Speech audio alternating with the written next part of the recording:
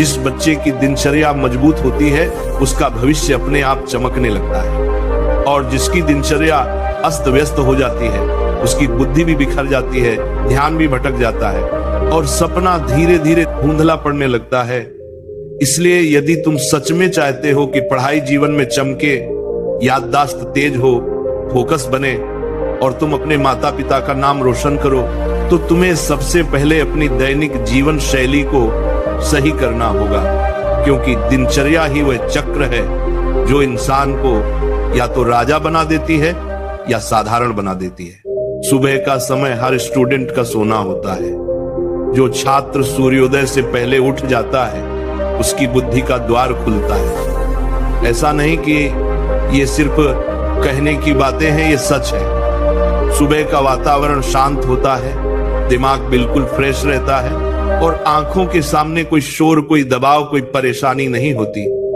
जब तुम उस समय पढ़ते हो तो दिमाग एक एक शब्द को पकड़ता जाता है और स्मरण शक्ति बहुत तेजी से काम करती है। तुम खुद देखना, सुबह उठकर पढ़ने से जो याद होगा वह दिन भर पढ़ने पर भी उतना याद नहीं रहेगा। इसीलिए कहा जाता है स्टूडेंट के लिए सुबह का समय ज्ञान का ब्रह्म मुहूर्त है, लेकिन केवल सुबह उठ जाना ही काफी नहीं है। दिन की शुरुआत कैसी होती है यही पूरा दिन तय करती है। जागने के बाद यदि तुम मोबाइल पकड़ लेते हो तभी तुम्हारी ऊर्जा गिर जाती है। इसलिए उठते ही चेहरे पर थोड़ा पानी मारो, 2-3 मिनट गहरी सांस लो, अपने मन को शांत करो और अपने आप से कहो, आज का दिन मेरे भविष्य को बनाने के लिए है। देखना, इस एक वाक्य का असर तुम्हारे पूरे दिन पर पड़ेगा। फिर पढ़ाई पर बैठो। तुम्हारा दिमाग सुबह बहुत तेजी से चलता है। जिस चीज को तुम सामान्य समय में 40 मिनट में समझते हो उसे सुबह 10-12 मिनट में समझ पाओगे, क्योंकि नींद के बाद दिमाग बिल्कुल साफ होता है, जैसे ताजा पन्ना, और उसी साफ दिमाग पर लिखी हुई बातें सबसे मजबूत होती हैं। मगर यहाँ सबसे बड़ी बात आती है, कितने बजे पढ़ाई करनी चाहिए तुम्हें पता है? इसका कोई एक जवाब नहीं होता, बल्कि शरीर की घड़ी पर निर्भर करता है। पर सामान्यतः सबसे श्रेष्ठ समय वही होता है जब संपूर्ण वातावरण शांत हो, यानी सुबह 4:30 से 7 बजे तक का समय। यह समय आत्मबल, मानसिक शक्ति और रचनात्मक ऊर्जा का समय माना जाता है। इस समय जो पढ़ा जाता है वह सीधे दिमाग के लंबे समय वाले हिस्से में जमा होता है, जिसे अंग्रेजी में लॉन्ग टर्म मेमोरी कहते हैं। तुम वह बात महीनों बाद भी याद रख सकते हो। दूसरा सबसे शक्तिशाली समय शाम का होता है, जब दिन ढलने लगता है, जब आसमान का रंग बदलता है, तब मन की बेचैनी भी कम होने लगती है। इस समय यदि बच्चा एक बार किताब खोल ले तो पढ़ाई भीतर उतरने लगती है।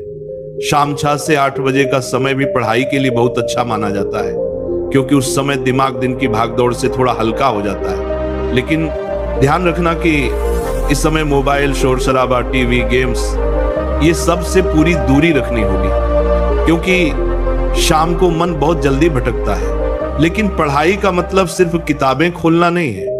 पढ़ाई का मतलब है मन को किताब में लगाना।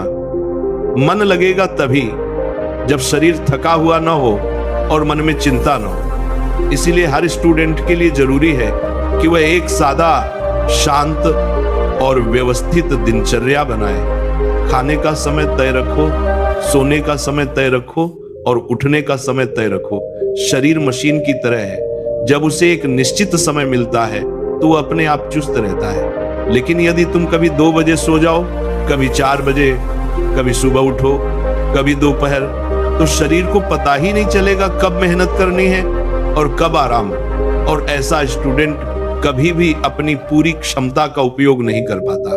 दिन के समय पढ़ाई कम प्रभावी होती है, क्योंकि दिमाग पर बहुत सारी जानकारी और गतिविधियां जमा हो जाती हैं। परिवार का शोर, घर का काम, सामाजिक वातावरण, बहुत कुछ दिमाग को व्यस्त रखता है। लेकिन फिर भी यदि तुम्हें दिन में पढ़ना पड़े तो दोपहर 2-4 बजे का समय भी अच्छा माना जाता है, क्योंकि खाना पचने के बाद शरीर धीरे धीरे रिलैक्स होता है और दिमाग शांत रहता है। बस ध्यान रखना कि खाना खाने के तुरंत बाद पढ़ाई कभी मत करना, क्योंकि दिमाग सुस्त पड़ जाता है। एक बात और जो सबसे महत्वपूर्ण है दिनचर्या में अनुशासन।